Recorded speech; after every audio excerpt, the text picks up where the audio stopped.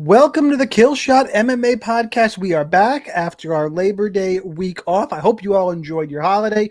We are going to break down UFC Paris. UFC Paris, Nasruddin Imavov versus Kyle Bahayo in the main event. This card is basically UFC Paris / fighting nerds. We got 14 fights on this card, a ton of fighting nerds. We'll go over some last minute changes here in a second. I'm Sniper. With me, as always, is Monk. Go ahead and follow us everywhere. I'm at Sniper Wins. That's Monk Maddox, Monk MMA TICS Monk Maddox. We're going to break down this card. We're going to talk DraftKings, some bets, do all the good stuff. Smash the like button for me. And Monk, how was your week off, my man? Pretty good, much needed. Although I missed fights on Saturday. Of course, we always miss them. Like having a week off from content, but I don't like not having fights. So we are back, 14 fights. Well, 13 to go over, but we still have 14 on the card. And I'm really looking forward to this. Yep, we'll get to that in a second. You also make sure you watch live on my YouTube and X pages on Tuesday nights at Sniper Wins. And you can see that I just spilled water on myself. All live and in living color right here. Super awesome. After that, DFS Army YouTube page. You want access to the optimizers, cheat sheets, tools, all the good stuff. Come get on top of the leaderboards at DFS Army. Link in the description. Code Sniper gets you some extra monies off. And NFL season is here. Now is the perfect time to be joining a DFS content site. Check out DFS Army, best deal in the market. But here we are going to focus on MMA. 14 fights in the card. We're only going to break down 13 because as of today, and we kind of heard about it over the weekend, it was leaked, but it made official today. Faraz Ziem is out. Had a death in the family. Condolences to him. Steps out. And Harry Hardwick, Cage Warriors champion, is going to step in. So it's Kawe Fernandez and Harry Hardwick. Kawe Fernandez is going to be a favorite in that fight, I would imagine. And he's priced at $6,900. He's going to be chalk. I'm going to break down. I have to go watch a little one more Harry Hardwick fight, but we're going to save that for just the DFS Army members. So again, make sure you join, sign up there, and you'll get the full breakdown. We're going to break down the other 13 fights on this card. Let's bring it up here. Oop, forgot to share. There we go. All right, other fights. The other fight that was going to be on this card that is now canceled was Eunice Dubin and Kennedy Freeman. I think that fight might have got moved, actually. Not 100% sure. Regardless, we don't have it. 14 fights in the card. Let's just go ahead and let's just jump right into it. Assuming you are out there, smash the like button. And if you are watching live, jump in, ask questions, say hi.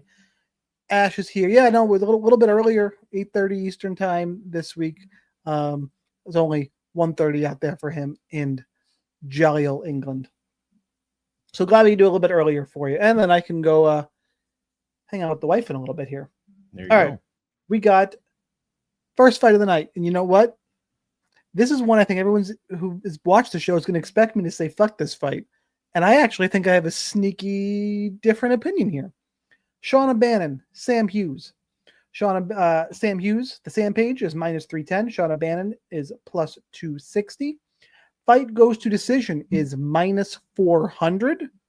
Sam Hughes is 9,200. That is pricey. 7,000 against for Shauna Bannon. Monk, which way you think I'm going? I gave you a little bit of a teaser, I think. What are we thinking? I actually really like this fight from a DraftKings perspective, but only the Sam Hughes side. I think she has the potential to smash. This is the first time she's... How do we agree here? Because you look at her record, I thought you were going to light me up on this one. This is weird.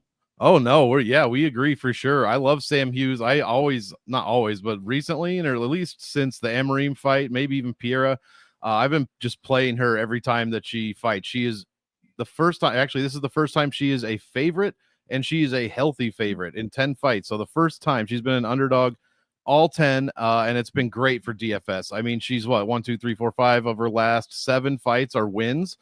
She scores actually very, very well for the division. She's made the optimal lineup in 4 out of 5 wins, and even only put her opponents optimal once.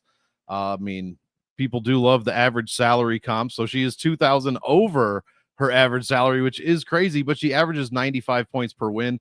Even in decisions, she is 88 points per decision, which is fantastic. Shauna Bannon, I mean, she's a middling fighter. Beats Puja Tomar, who cares? Beats Alice Ardeline, who cares? Loses to Brazil. It's just close fights for the most part. I mean, the Puja fight was not close, but Ardeline took her down twice too. Yeah, Ardeline exactly took her down twice and controlled her for 6 minutes. She should wasn't not have fight, but Puja knocked her down. By the way, yep. Puja knocked her down, out controlled her as well. On paper, she lost the Ardeline fight. I mean, extremely close, but on paper she did. But yeah, I just love Sam Hughes here. I mean, the win over Amorim was big. The very close loss to Uregi. Dudakova was, a pretty close fight as well. And then she looked great against Luciano. She's averaging like 5, 6, 7 strikes a minute, takedowns in every fight, out controlling basically, every opponent for the most part. Even Amorim, she doubled up the control. She can finish.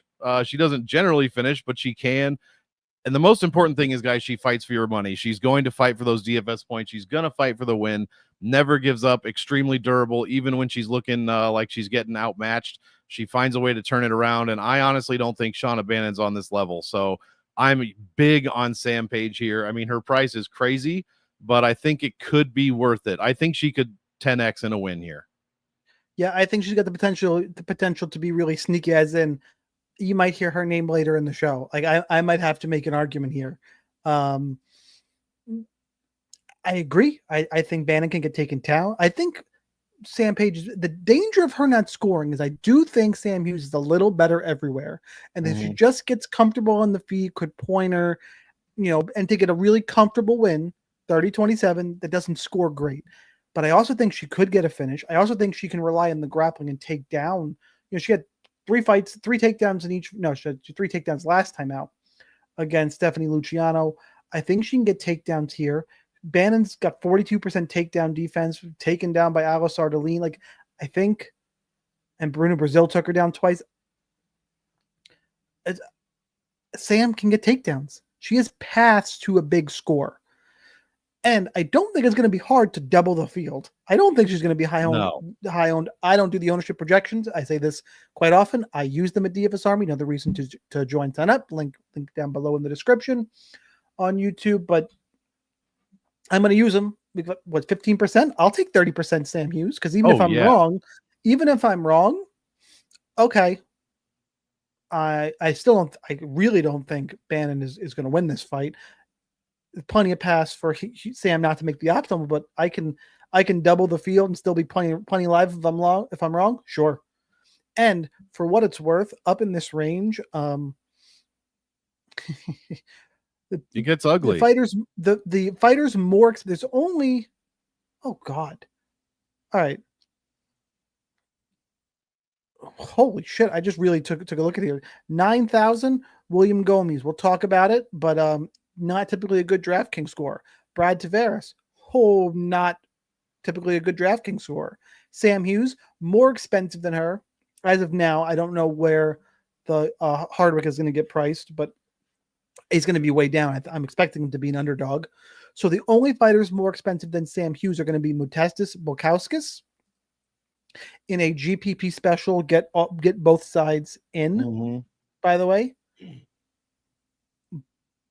where I'm picking Paul Craig, hint, hint. So I'm not even picking Bukauskas, which I could look silly about. But regardless, you're not going to go all in on Bukauskas or Umar Sy, who there is plenty of pass for Umar Sy not to end up on the optimal at 9,500.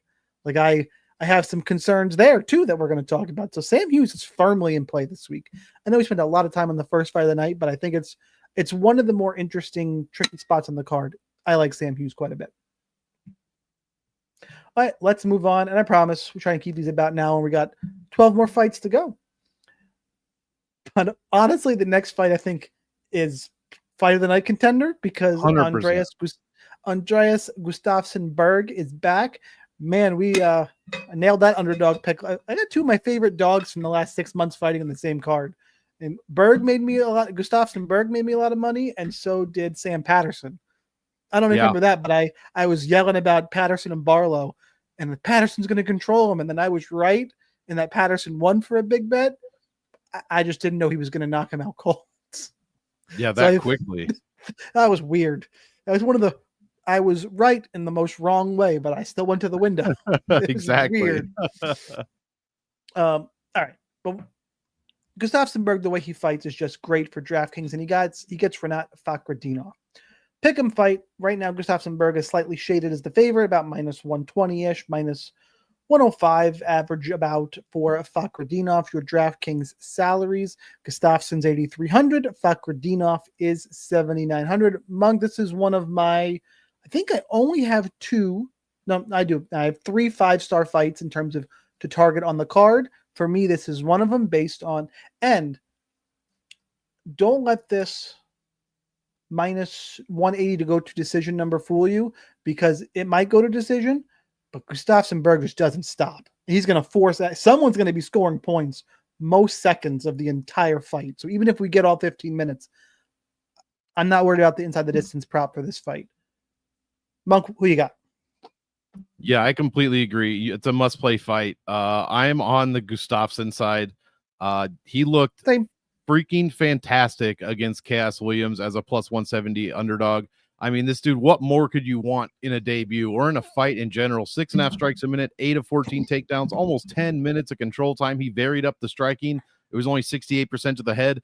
He landed 53 non-significant strikes. And again, I say this every week, the best scoring, skill set for DFS seems to be, and we saw it with Hamza, we've seen it so many times in the past, take down guys that land while they're in control position. Some guys just take them down like, cool, we'll get a million takedowns but land 3 strikes.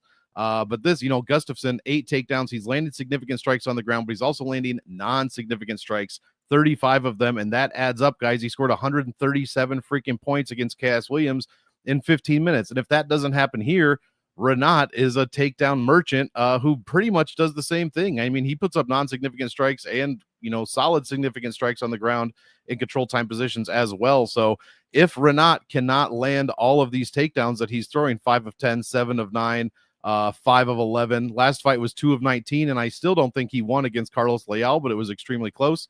But against like EZS, 1 of 9, his striking dropped from like 7 a minute, 6 a minute to like 5.5, something like that per minute. So that's still a crazy good number, but his potential to score great points goes down if he does not land all those takedowns. So that's going to be what it is. If Gustafsson can keep his 100% takedown defense afloat, or keep it at 80%, something like that, he's going to win this fight. Renat can be slowed down, especially in rounds 2 and round 3, and Gustafsson showed no signs of that. On the flip side, if Renat can get takedowns against Gustafsson and control him, which seems difficult to do, Gustafsson has seemingly a motor that doesn't quit, he will score a ton of points. So GPP play for sure. I think Gustafsson personally is good in all formats, especially at these salaries. Get these guys in your lineups. Yep, I totally agree. I prefer Gustafsson. I think the pace and pressure will be enough. It'll score well, mid-range salary, check. I won't copy what you said. I think we're just totally in line for this one. Give me Gustafsson. I would actually say I would be surprised if I don't bet Gustafsson and pick him odds here. I think he's a little better than that in this spot. He looked so freaking good, and I could not believe it. I couldn't believe it. Yep. All right, let's move on and let's talk about not this fight. We got to talk about Brad. We're finally going to talk about a fight I don't think we want to target. Brad Tavares, Robert Brejek. Tavares is minus 210. Brejek's about plus 190-ish. Fight goes to decision. It's a Brad Tavares fight, so it's minus 165 to go to decision. DraftKings salaries. Tavares is 9,100, and that means Brejek is 7,100. Look, it really feels like they're trying to get Tavares a win here. Been around a long, long time. I think for me, Monk, this one's pretty cut and dry, but not a good DFS target. Do you agree? I do. It's Tavares. Tavares should get the win here. I mean, Brejek lost to Ihor Potieria. Never a good look. He's got no offensive. I mean, he's only had 1 fight, so these stats are very, they're not complete. But what he showed in that one 15-minute fight was absolutely nothing as far as offense. And the takedown defense was okay. I forget how many he stuffed. Looks like 4.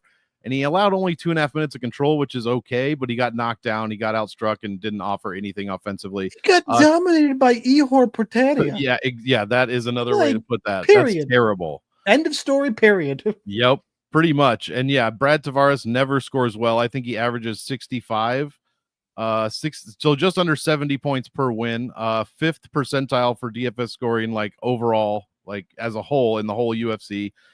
Extremely durable, great takedown defense. That's about it. I mean, what is Bridget going to be able to do here outside of some fluky thing where Tavares like gets finished, but he never gets finished?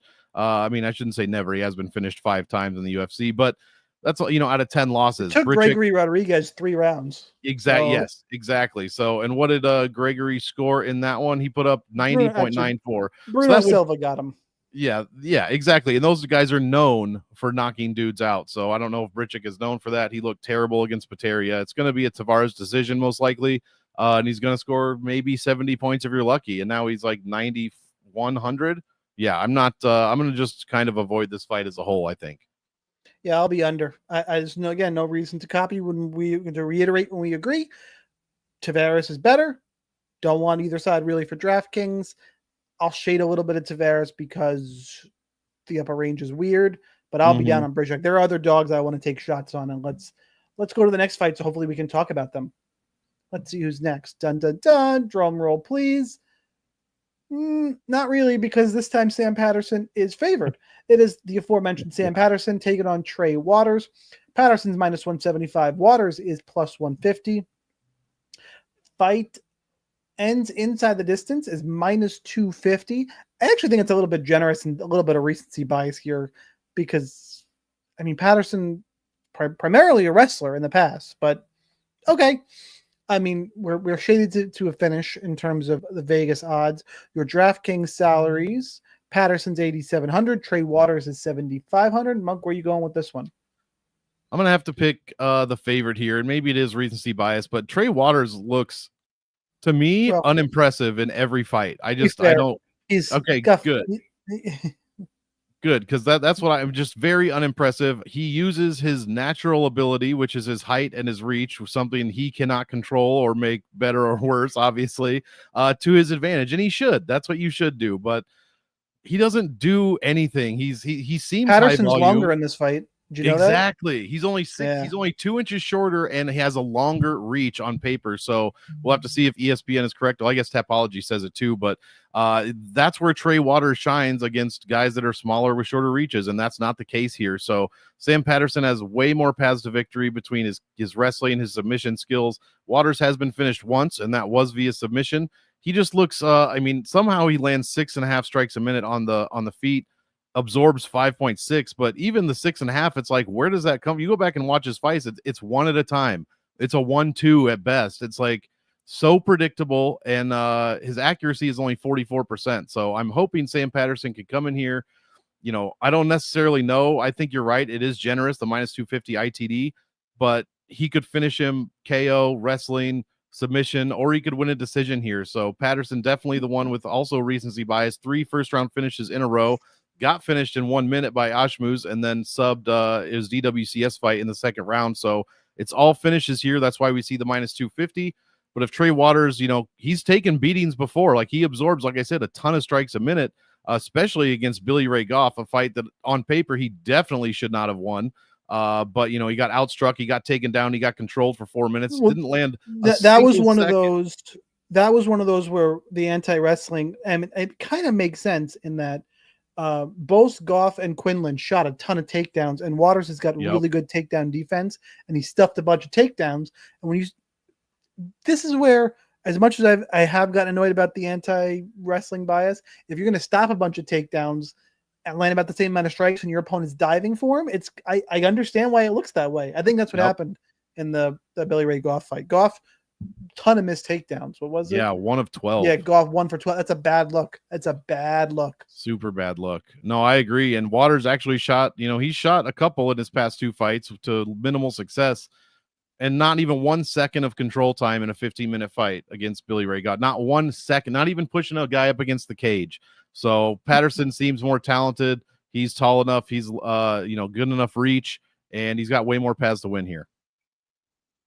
Yep, pretty much agree. I'm on the Sam Patterson side as well. Trey Waters is a good takedown defense, but it's Billy Ray Goff, Josh Quinlan, who aren't bad wrestlers. Honestly, it's not the worst I've ever seen.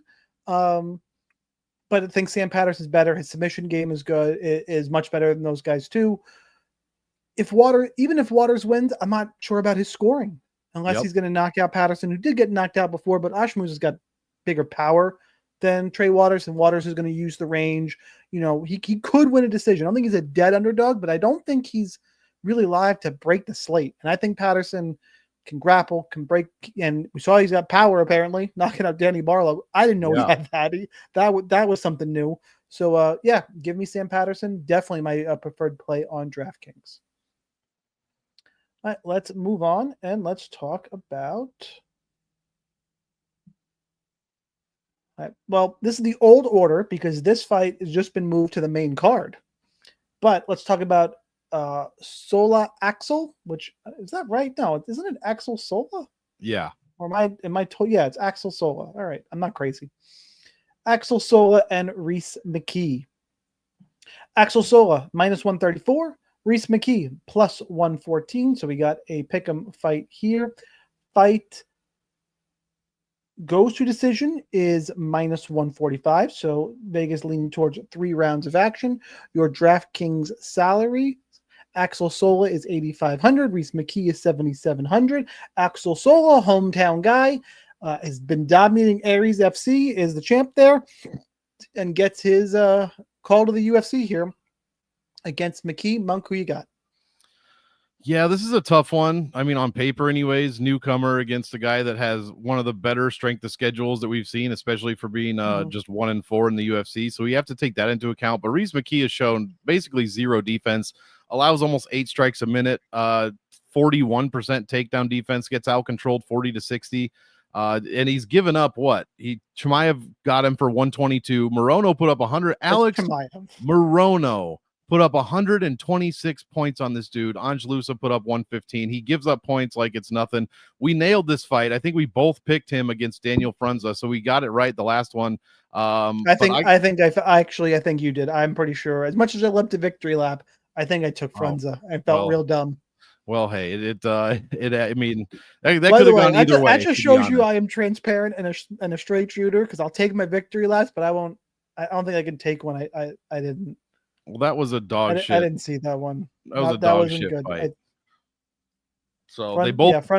They both landed 8.6 strikes a minute in that one, so they both got pieced up. There was nothing else that happened for the most part, and Frunza just collapsed before McKee did. So I'm picking Axel Sola. I don't have very much confidence there, but Reese McKee's just looks so bad.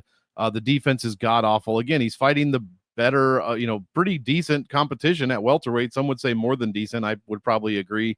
But it's the points he allows. Axel is what? He's a few years younger, so that doesn't matter too much. But he was, I believe you said he was a champ at Aries. We got a Southpaw Orthodox fight here. How has McKee looked against? He's never fought a Southpaw, so that is interesting. But yeah, it's just so many question marks for Sola and so many bad defensive numbers for McKee. I got to go with Sola. But this is strictly a GPP fight. Well, that's not true. It's on paper, it's a GPP fight, but the salaries here, the only reason I'd think about Reese McKee is not only because of, at least in cash, not only because of the strength of schedule, but I mean, actually, no, he's too expensive. 77. I thought he was going to be cheaper than that. Here's why you don't pay him in cash. You got Imavov for 100 more. Exactly. And honestly, I know you're not going to want to hear this, but you got Pitbull on this card. Benoit Saint-Denis is not really a floor play, but you got Saint-Denis. I would even rather play Brizek, who we just shit on. I'd rather play Brizek in cash for 700 cheaper because it's 700 cheaper. Yeah, I just don't know how good or bad Sola is. I guess we'll find out. He should beat McKee, I would assume. It seems like they're trying to get him a win. Why would they try to get Reese McKee a win? Dude's 1-4. It doesn't make any sense. So yeah, -134. It's because he's so raw. Look, he looks really good. Physical specimen. Aries FC. I think his one loss, believe was a foot in. I believe he technically has a loss, but he has a loss as if Chael Sonnen would have gotten not knocked out in the first round against John Jones. Like it would have been like he had a foot injury. It wasn't that type, but he injured himself in a fight, and that was a loss early in the first round and couldn't continue. So it could be interesting, but yeah, Sola has the opportunity to just smash here again. McKee has no defense. you gotta play this one. I guess play a little at GPP for McKee just in case, but yeah, I like Sola here. Yeah, I like Sola quite a bit as well. It's really hard to kind of gauge what this is going to be for DFS. I'll probably be about field weight to Sola and under. It's not a great fade to target because I think we're going to see striking, and it's favored to go to decision. But I do think Alex Sola is a little bit better. This is not a great one to target. So we kind of are starting off with good ones to target. We've hit this little bit of lull in terms of the card, and now we're going to get into better fights here in the back end. But this is taking Sola, not a great fight to target. And I don't think I'd bet this one. Whereas no. I said I probably am going to be looking at Berg, and I'm even willing to play Hughes as a parlay piece somewhere, but I don't think I could do it on Sola, on Axel Sola. I wouldn't consider him. Yeah. All right, let's move on. Let's talk Marcin Tybura. And let me clarify this. The 2022 PFL heavyweight champion, Ante Delia. Everyone's like, Ante Delia's here, PFL champ. Dude, that was a while ago. It was so long ago. That was not recently. It's a pick 'em fight, -110 a piece here. Fight ends inside the distance. They're heavyweight, so it's got to be favored at -155. Your DraftKings salaries, I believe this is the mid-range fight. It is. Delia is 8,200. Tybura is 8,000. Monk, probably know where I'm going with this one. Where are you? Same, I believe. I'm picking Tybura because why wouldn't you? The only times he's lost in his last 10 fights was to Volkov, who was close to fighting for a title at one point, Aspinall, who's the champ, and Sergey Spivak, who is about one fight from a title as well. So those are all fantastic heavyweights, in my opinion. Obviously, one is more fantastic than the other two. But otherwise, he's done exactly what he's supposed to do against guys like, Walt Harris, who's dangerous, Ivanov, who's boring but can be dangerous, Tuivasa, who's the most dangerous one on this list. And then Janata Deniz, and then Mick Parkin, who he was a +150 underdog against, and just pretty much, that was a close fight, but he's still landing takedowns, control time. He's outstriking his opponents, even at 39 years old. So, wow, this is his fourth fight when he as a 39-year-old fighter. That is crazy. So, I'm going with Tybura just because of the experience, because he's never out of it. Aspinall, I think, finished him in like a minute, which is to be expected. But other than that, I guess Spivak did too. But other than that, it's if he's getting beaten up in the first round, he turns it in the second. Most of the time, his heavyweight opponents get tired if they beat him in the first round, and then he takes over. Second round, third round, he'll get majority decisions. He'll get second round stoppage here and there. He just finds a way to win. He looks like he's tired, but he's doing all the same things he's been doing for the entire fight while the other guy's slowing down. Delija, we've talked shit about Bellator guys coming over. We got a PFL guy who was champ 3 years ago. Champ, I should say. He won the tournament. I don't know if that makes you a champ or not, but it does make him a $1 million winner. But that said, I don't trust it yet, and I'm gonna have to see it first. So give me Tybura, who's fought by far the better competition in his whole career. It's the best of the best at heavyweight for years. You got 22 fights in the UFC. Give me Tybura to get it done. Yeah, I agree. I'm on the Tybura side. I think it is an above average fight to target on this card because of the salaries, because of the inside the distance. And also, I'm not sure Delia can keep up with if Tybura puts pressure on. I don't think Delia can especially late pressure. I don't think he can match the volume for 3 rounds. The problem is I'm a little wary of Tybura because he looks so vastly different every time out. He's willing to fight your close like we saw against Parkin. He can grapple a little bit. He's probably one of the more well-rounded heavyweights we have. And I'm not a believer in Ante Delia at this point in his career. I think Tybura is priced here for a reason. I'm definitely on the Tybura side. I'm probably going to go field on Delia because we just hit a bunch of fights I don't really like. I got the salary to go field, and I'll go a little over on Tybura and kind of move on about my day. -110 for Tybura. I'm eyeballing it. I'm not committing to it, but I'm tempted. I'm super tempted right now. Don't know if I'm going to do it, but I am definitely going to pick Marcin Tybura for the win. All right, let's move on. Let's talk Umar Sy and Brenson Ribeiro. C is minus 400. Ribeiro is plus 330. Fight ends inside the distance is minus 260. As mentioned earlier, Umar C is the most expensive fighter on the card at 9,500. Ribeiro is 6,700. Monk, where are you going? Yeah, this one's interesting because everyone, hates, and rightfully so, on Umar C based on his last fight, the Menafield fight. He was a minus 900 favorite. I believe he was also 9,500. Yeah, 9,500 in that one. And he lost, and he looked terrible. He didn't do anything for the most part whatsoever. I mean, 2.27 strikes a minute, a takedown, and like 4 minutes of control time. That is not going to pay off salaries, and turns out it's not going to win you fights either. So I understand why people would be low on him. And then they see that 9,500 price tag again, and they say, I don't want any fucking part of this. But let's be clear. Brenson Ribeiro is not Alonzo Menafield. He has basically zero defense. He gets knocked out. He gets knocked down. Mirzakhanov did it to him, and Mirzakhanov is pretty good as far as the division goes. He's only beaten Kyle Machayo and DR Nurgajai, and those guys probably don't rate very highly on most people's heavyweight lists.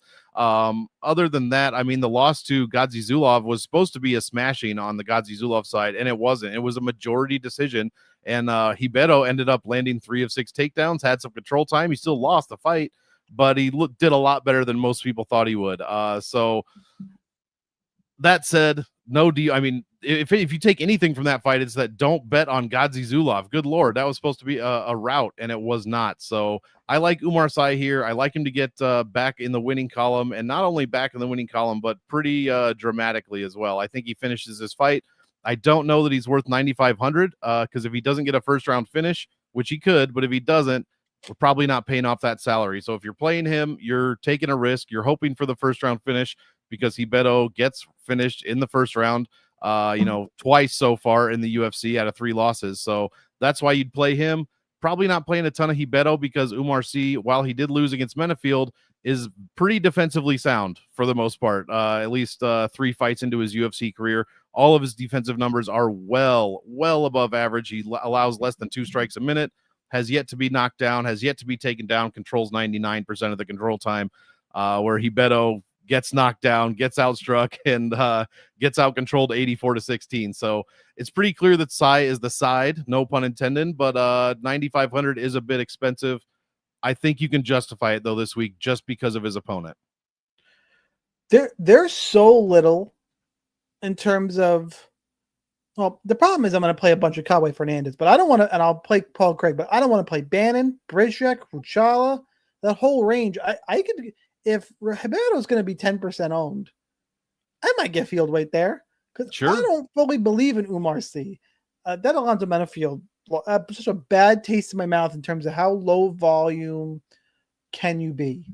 Like, just, I did not feel good about that. And Ribeiro has overperformed before. I do think C can get takedowns. I think he can score well. I'm not going to end up underweight there, but it's not because he's so low volume, or can be.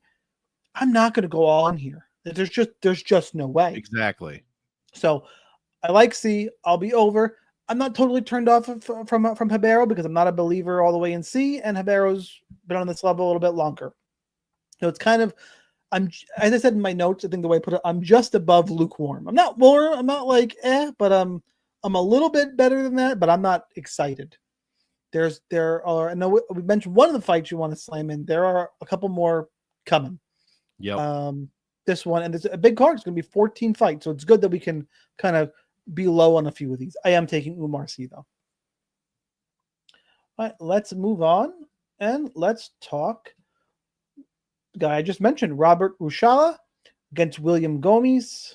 Gomez, I think it's Gomes. Minus 225 for Gomes. Ruchala is plus 195. Fight goes to decision is minus 250. William Gomes has not shown a great gas pedal here in the UFC, but he is a comfortable favorite at that minus 225. He's going to cost you 9,000 on DraftKings. Ruchala is 7,200. Monk, where are you going? Probably Gomes, but he does not ever score well ever on DraftKings. I have him as a fade. So whoever I said earlier was a 5th percentile for scoring. Gomes is worse. It's 3rd percentile overall. It's just terrible. His high watermark is like 79 points, and that was in his debut against Jarno Aarons. He beat Francis Marshall, scored less than 42. Gamori scored less than 70. Yeah, Gamori. And then less than 65 against Joe Anderson Brito, which is a little more acceptable. Brito is kind of a madman in there and it's difficult to put up points against, but they're still all pretty unexcusable. I'm not looking forward to paying $9,000 for William Gomi. Is that the highest he's ever been salaried? Yeah, it is. He was 8,800 against Hyder Emil and actually was one of his better scoring fights ever. Actually, it was the best outside of the Aaron's fight where he actually put up 3 points a minute, scored 45, almost 46 in a loss. But still, if he wins a decision, we're looking at 76 points, which is not paying off that $8,800. So while Ruchala, KSW guy, champion over there, has a defense, I think, as well. I just don't know enough about him. He's 11-1. He's got, 6 finishes, basically 5 decision wins. This one's likely to go to decision at minus 250. And Gomes doesn't really do much, like 3.5 strikes a minute, no takedowns. He gets out controlled. Nothing really to be excited for, especially at a $9,000 range. So I have him as a GPP/fade. And Ruchala, you can't. I put all. You can play him in all formats, but that's just because if you haven't noticed yet, we're like 7 fights in. I've picked maybe one underdog, and that was Tybura, and it's a pick'em. So I unfortunately, which I hate, am very chalky this week. I need to get guys in. Okay.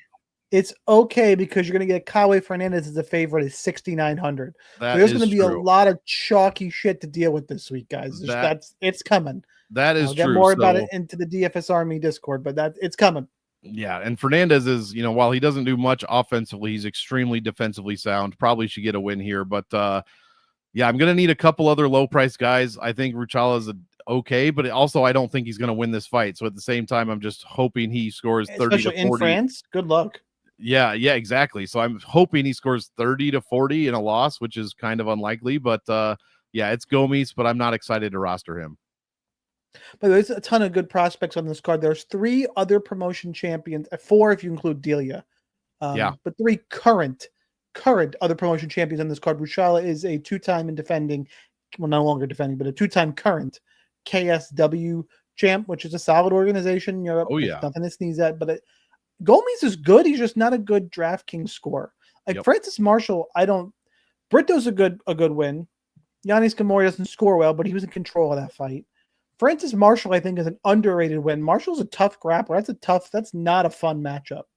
So he's going to be one of these guys, kind of like Brad Tavares, who I think is a really good fighter, but DraftKings, it's like fucking next. Like that's the route, and I like Tavares in terms of watching him. I like the person. Like I like Brad Tavares, but in DraftKings, you got to go. Okay, next. I think William Gomes is going to be the same. I think he wins. I don't want much of either of this fight. Probably one of the fights I am the least interested in the entire card. Yeah. And now I'm confirming this is the fight I am the least interested in the entire card. Because my 2 stars are this Tavares Brishek and Sola McKee. And I'm one of those guys are more likely to land a random KO than one of these 2. So give me William Gomes, and I think we probably talked about it a little bit too much. That's okay though. That's our job tonight. Exactly. Now we're going to talk. We still got 5 fights to cover, huh? Long. It's a big card. Patricio Ferrer, the Pitbull. Patricio Pitbull taking on Losene Keita. Or Keita. Keita coming in is minus 200 against Pitbull. That should tell you what the MMA world and odds makers, because I'm betting most people have not heard of Losene Keita. Let me do the intro and we'll get there. But that should just he's against the Pitbull, and that's the price we're looking at here. Okay, Pitbull's plus 170. Fight goes to decision is minus 180. DraftKings salary, Keita is 8,900. Ferrer is 7,300. Keita is an Octagon, another solid European promotion. Clearly an Octagon double champ. Like this is a bad man. I'll let Monk go. I will tell you though that for me, I picked Keita, but it was close This is a rough UFC debut. As much as you would like to shit on Bellator recently, shout out Lerone Murphy. As much as this is Patricio, and this is a rough spot because of Patricio's skill set. Monk, where you going? Yeah, I completely agree. I barely picked Keita as well. I mean, as you said, Octagon champion, has a great record, 16-1. Seems to have a good skill set as well. I mean, 10 KOs, power guy. So we're not going to see much grappling, most likely. We're not going to see, he has no submission wins or losses, which is dangerous to, go up against Patricio, who's got 12 KOs, 12 sub finishes as well. But I'm still doubting the Bellator stuff. I mean, yeah, he beat Dan Ige, which is a good win, right? Outstruck him, 5 of 9 takedowns, outcontrolled him. Dan Ige just either didn't look like himself. It's the Dan Ige takedown. If you can take down Dan Ige, exactly. Very, not very, but definitely overrated wrestling, especially defensively from Dan Ige. Takes the L to Yair Rodriguez. I don't trust it yet. Not that I trust Keita, because I don't trust that either, but I like him as the higher ceiling guy in DFS. So I like him for GPPs. Pitbull, you could play in all formats because everything we just said, tough skill set to go against Keita as well. But the minus 190 goes to decision line. So if we're going to get 15 minutes of fighting here, I think he, even in a loss, scores decently. Like I said, we're looking at 7,300, 35 to 45 points in a loss would be fine for a cash game. So I think he's okay in all formats. He's cheap enough. You're going to need some of those dogs if you're like me and picking a lot of chalk. But honestly, I mean, I barely picked Keita, like you said, and it should be an interesting fight. We'll see how good or how not good Losane Keita is in this fight. So I'm going to give him the benefit of the doubt here just because Pitbull fights haven't really been the best. And he's 38 years old, 11 years older than his opponent here. That's the problem. So give me Keita to get it done. But at the same time, Patricio's only been KO'd, twice in his career. So it could be interesting. Keita's in his prime. Patricio's not. Yep. But Patricio can get takedowns here. Could be a problem for Keita. I lean towards Keita, athleticism, skill set. But again, just like you said, Patricio's live in cash. Because of that, we're expected to see 15 minutes here. This is one I am pretty lukewarm on, which means, as you guys can't tell, I'm loading up on the main card here, baby. I'm gonna have a lot of fights. We're gonna get to the last 3-4 fights tonight. I'm gonna have lineups with 3-4 fighters left in it. I want to be overweight to Patricio because he's one of the dogs I do think is live. Keita, I'll probably be field or under because I think if he wins, it's striking based. And I'm not sure what his upside is this week. So I do think he wins more times than not, but the line is probably a little bit too wide for my liking. And it's going to be a great show me fight in terms of I'll have a much better understanding how to handicap Keita after I see him in here against Patricio Pitbull. All right, let's move on to one of the 5-star fights. Gotta love it. And it's two guys who it's gonna be fun. That's what I can say. It's gonna be fun.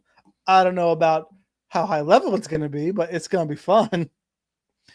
Modestas Bukauskas and Paul Craig. Bukauskas is minus 350. Craig is plus 285, which just feels wrong, but okay. Inside the distance, minus 325. That does feel right because it's a Paul Craig fight. He's either going to get a takedown and submit him, or he's going to get knocked fucking unconscious, or he's going to upkick someone. But whatever. Yeah. DraftKings salaries: Bukauskas is 9,300. Paul Craig is 6,900. Monk, no spoilers for me this time. Where are you going? I picked Mason Jones, I believe. Nope, we're on Paul Craig, Modestas Bukauskas. Oh shit! Well, then they switched the order on me. I wasn't even paying attention. I think your order is right, but fight odds had it. I'm going off fight odds. Well, spoiler alert: I'm picking Mason Jones. Modestas Bukauskas. Yeah, I picked him just because I'm a huge Paul Craig fan. I've always liked Paul Craig, but he's looked not great lately. It's just not been good. I know some of those were at middleweight, and most of them actually. Look at the competition. That's not fair. No, that's probably not fair. But Bukowski, I don't know, man. It's tough. He's 37 years old. He Five doesn't land. losses in his last 6. Bo Nickel, who's going to be main eventing. Kyle Bahayo, who's main eventing this card. Brendan Allen's main evented cards. Johnny Walker's main evented cards. Vulcan Ozdemir's main evented cards. Yeah, all those things are true. Now he could go get flatlined by Modestas here, and I'm going to feel. Still, I don't think Modestas is going to be headlining any cards, but I don't think Paul Craig. I mean, I understand why Craig is an underdog because he's always kill or be killed and very one dimensional, but I don't know. Feels too wide to me. Sorry, I interrupted. My bad. No, it is pretty wide for sure. What is now? Oh yeah, he's the second most expensive fighter on the card currently, 9,300. So I'm picking Bukauskas, but I'm not. I mean, I'll be playing him in GPPs. I'll be playing both sides pretty heavily in GPPs. Actually, it's another fun fight, strictly GPP fight for me. I got to go against Paul Craig, and I hate it, but I'm going to pick Bukauskas to get it done. I think he can he can land the bigger shot. He can hurt Paul Craig. All he has to do is this is an IQ test is what this fight is for Modestas Bukauskas. If he follows Craig to the ground, he's dumb as hell, and don't ever pick him again. But because he's probably going to get submitted. But only been subbed once in his career. Most of his finishes are via KO, TKO.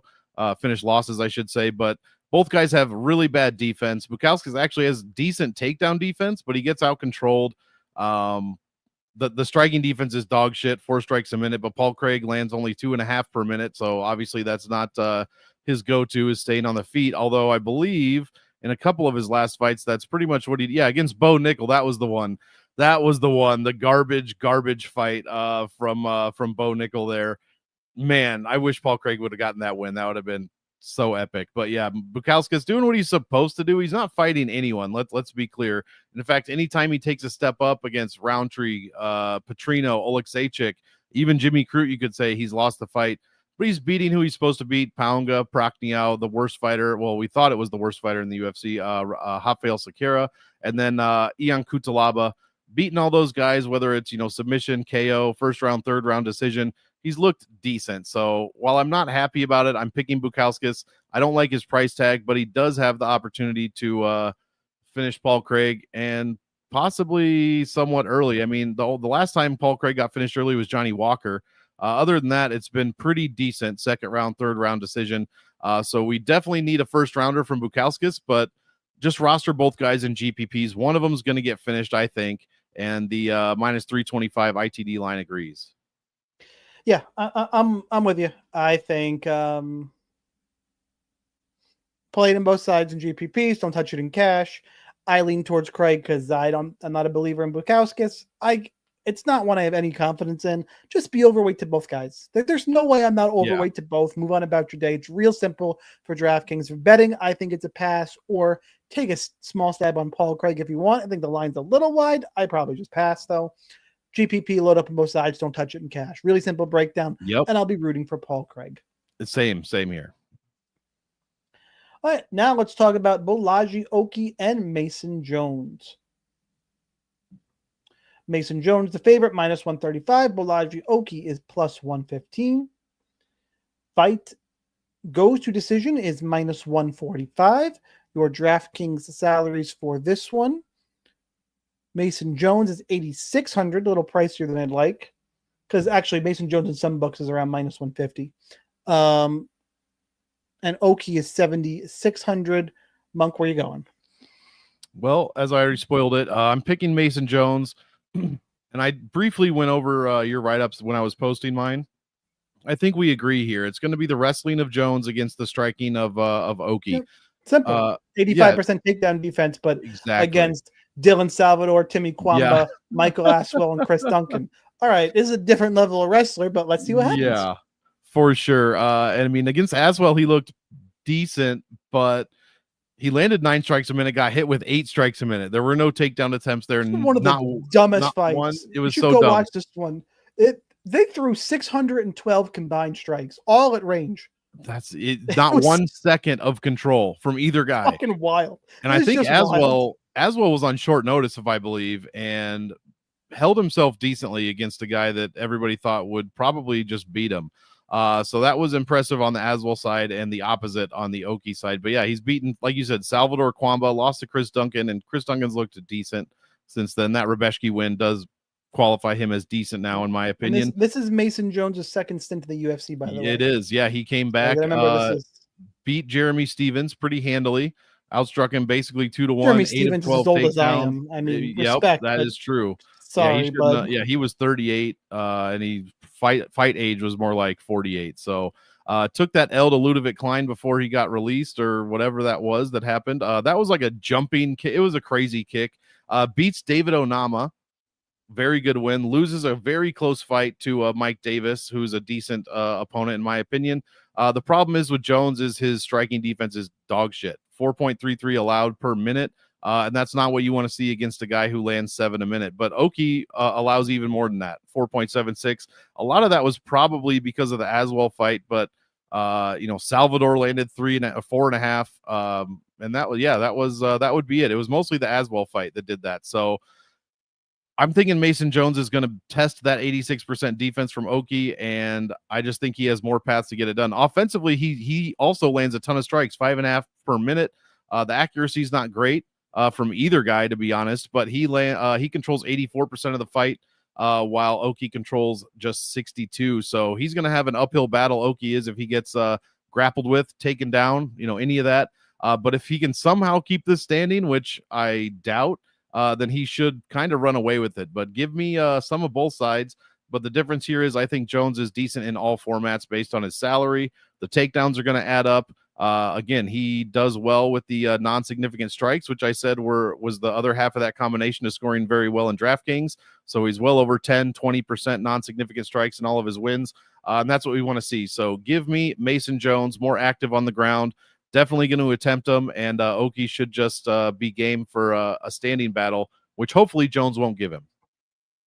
Yeah, I think Jones gets the takedowns, puts up a pretty big score. If Oki wins, I think it's decision based. I don't think it's going to be that many strikes again because he's going to have to be cognizant of the takedown defense, the takedown offense of Jones. He can't just throw that many strikes.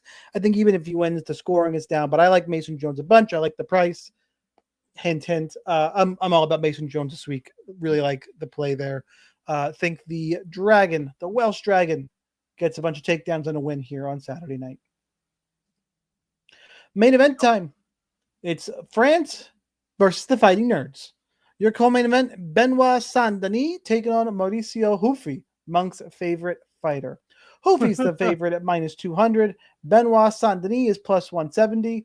If Hufi is not going to have his cigarettes, I think you get a discount here and you can get him for -190. I don't know. It's a dumb joke to throw in there that I can't believe that guy smokes like a chimney. It's fucking hilarious. Yeah. So they both do. So Hufi does as well? Yeah, Hufi. Yes. Hufi's thing is he's going to go have his post-fight cigarette. I thought that was Prochez. Oh, I thought that was Hufi. No, that's no. You know what? You're right. No, sure. You're right. You're right. It's Prochez. You're right. I am humbled. All right. My bad. You know what? They all should just honor Prochez and smoke after a win now. Yeah, exactly. All right. Benoit Saint-Denis +170. Hufi's -200. Fight ends inside the distance, -325. This is the other one to load the fuck up on because both these guys are wild men. Hufi's a little more one shot here and there, but I think there's plenty of volume here. Saint-Denis is going to push the action. DraftKings salaries: Hufi's 8,800, Saint-Denis is 7,400. Monk, who are you picking? I should probably pick BSD. I wanted to, but the defense is just a dog. You need dogs. I do. Well, I'll be playing him in a bunch of at least GPPs. I don't know if I can get there in cash. This seems very volatile, but yeah, it's the defense for me. I mean, Saint-Denis has some of the best offensive numbers all around in every category on this entire card, and maybe in the division, and maybe in the entire UFC.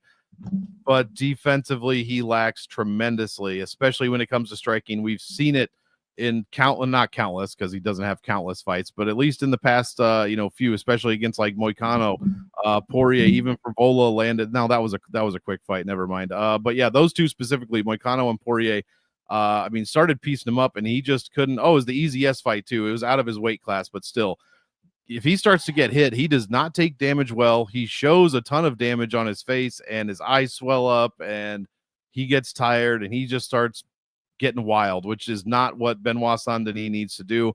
He's got extremely good offense, like I said, so he needs to play off of that.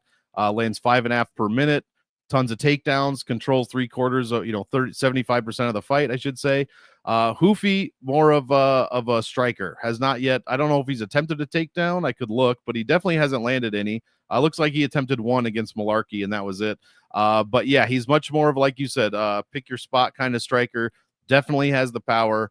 4.5 a minute, so a bit under Saint-Denis, but he allows just under, what BSD allows as far as striking goes. So it's going to be, can Benoit Saint-Denis get inside the range of Hoofy and land a takedown? If he can, then it should be a BSD fight all day. If he can't, he's going to start to wear damage. Hoofy's going to start to piece him up. He's not the most active on the feet, but again, 4.5 is nothing to boo at. That's a very good number.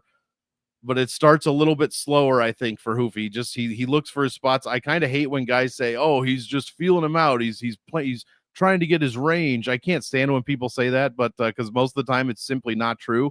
He's just fighting to the matchup.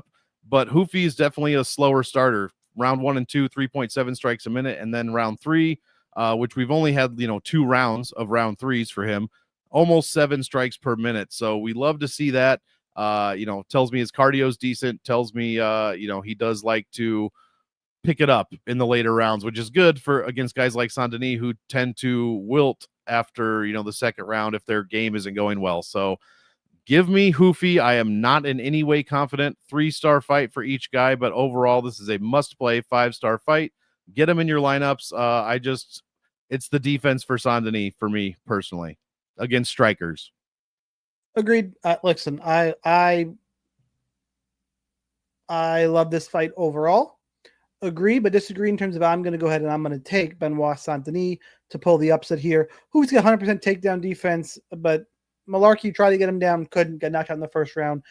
Top King Green, no one else is shooting takedowns here. No. Did Magomed Jacek attempted one. Magomed Aliyev shot 3 in Contender Series, but Contender Series, Benoit Saint-Denis come a long way. Being in, again, the huge spots against Dustin Poirier and was it Renato Moicano was the other fight? Yep. Yeah. That's going to be beneficial to him here. Close fight, load up. I lean towards Saint-Denis at home. I think if he gets on top here, I think his wrestling, I think he'll have better cardio as well. If he can push the pace here on Hoofy. Now, if he's Saint-Denis will get tired late if he can't get takedowns. But I think,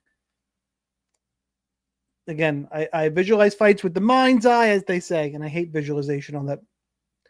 Some of that soft bullshit. But in terms of when I'm analyzing a fight, I picture it in my head.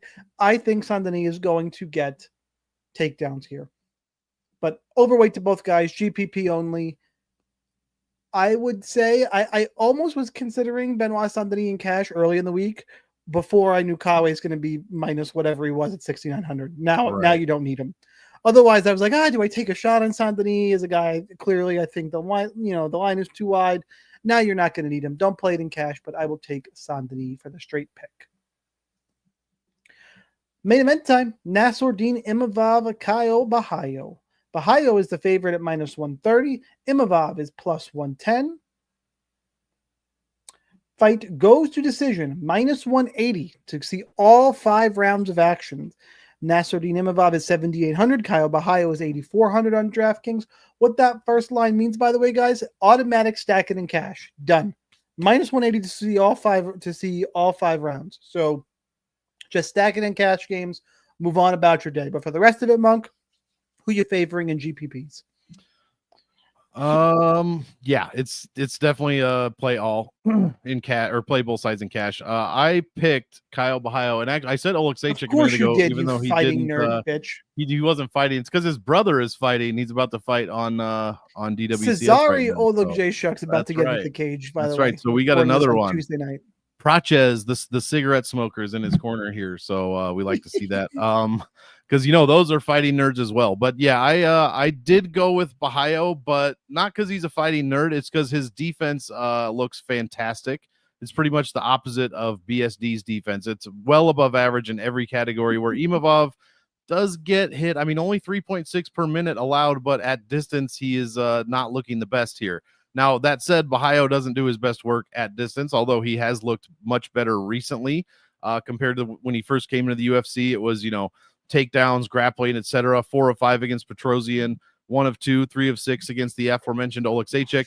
But since then, he's shot 2 takedowns, 1 against Magomedov and 1 against Cannonier. He was unsuccessful in both, and he shot none against Craig, and he's won all of those fights with his striking, outstriking his opponents almost 2-1 outside of the Magomedov fight. He's landed 3 knockdowns in a row, and he's still out-controlling his opponents for the most part without those takedowns. So I do like to see that. We're not expecting a ton of wrestling from Imavov.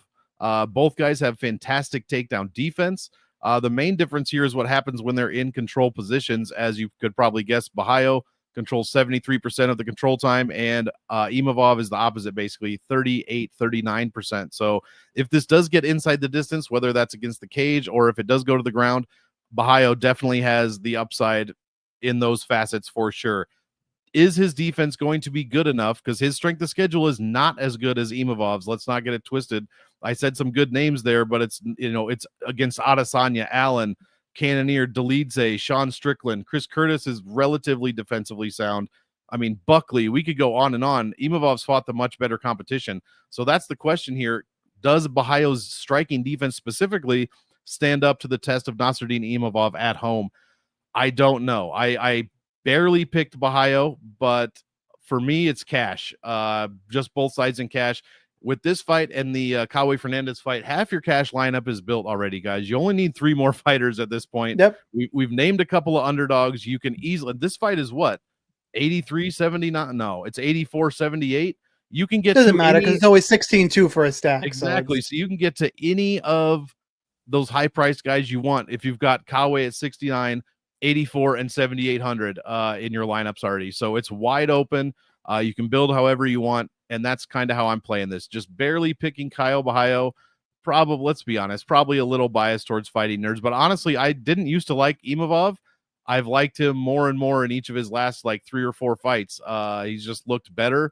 He looks like a contender, especially against Oleksiejczuk finished that quickly. Spoiler alert. But yeah, he's looked great against Israel Adesanya, who's not looked the best recently. So it could be a little bit of recency bias there against Adesanya, but still, he did what he was supposed to do. Love this fight for 5 rounds. Hope that it goes to decision. Sorry, I got distracted by Cesare Oleksiejczuk. Oh no, he didn't finish it. There's a timeout apparently. Because they're doing replay for the back of the head.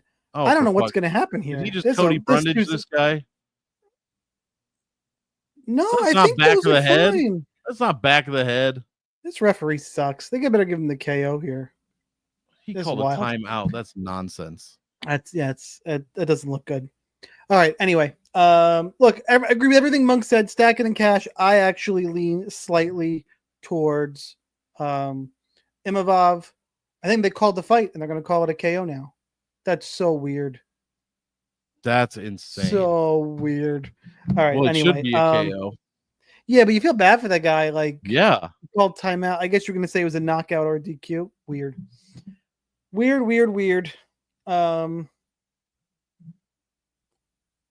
Yeah.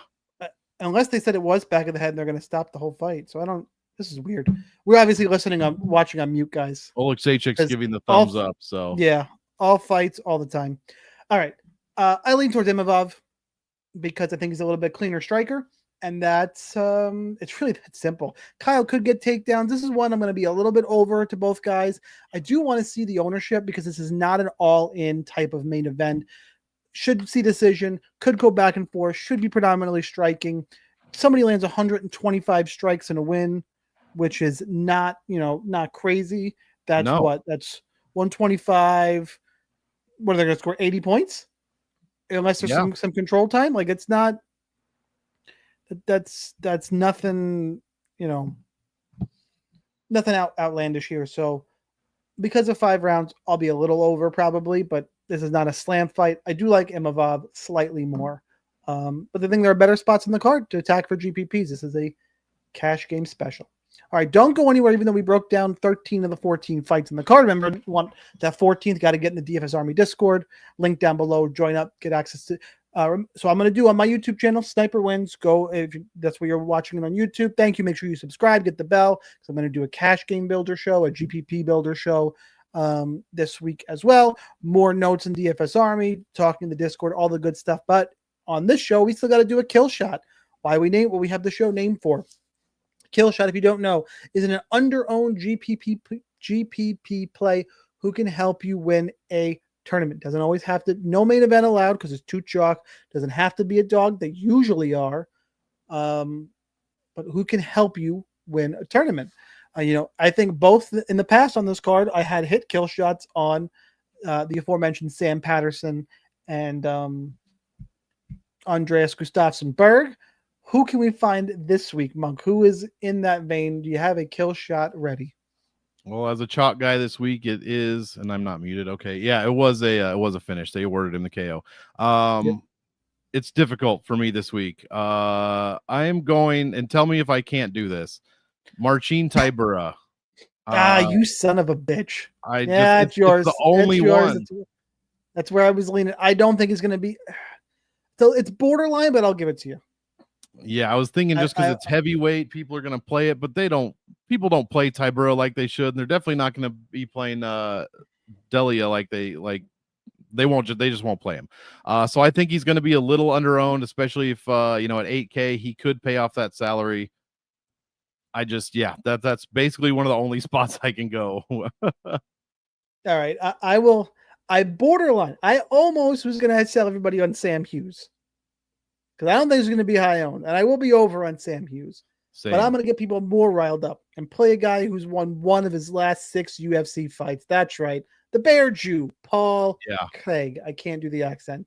But if somebody's going to break the slate in that, in that range as a dog, then I do think it is Paul Craig. Yeah, that would have been the one I went with if you had somebody, So that's what we got for this card, guys. Smash the like button. I'll see you guys in DFS Army Discord. Make sure you join up at Sniper Wins, at Monk Maddox, Monk MMA TICS. Go check out his content. I think that's it for this week. Enjoy the last Contender Series fight. If you're with us live, make sure you're with us live here next week for next week's card. More on that later, but for now, that's Monk. I'm Sniper. You guys enjoy your week. Enjoy the return of UFC at UFC Paris. Good luck in those contests. Helmets up, and we'll see you next time.